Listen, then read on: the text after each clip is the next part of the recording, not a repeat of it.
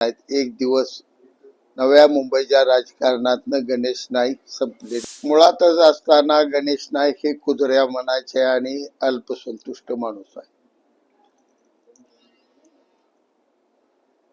महायुतीची साधन सूचिता सगळ्यांनीच निश्चितपणानं अंमलबजावणी केली पाहिजे. कोणताही कार्यक्रम असला त्या जिल्ह्याच्या पालकमंत्र्याचा सन्मान हा त्या प्रत्येक पत्रिकेत राखला जातो.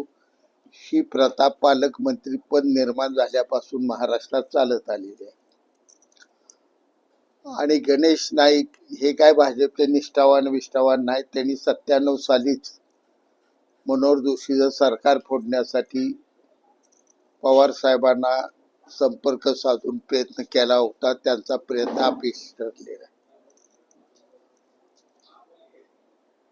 मी आणि माझी नवी मुंबई, मी इथला राजा ही भावना त्यांची आहे.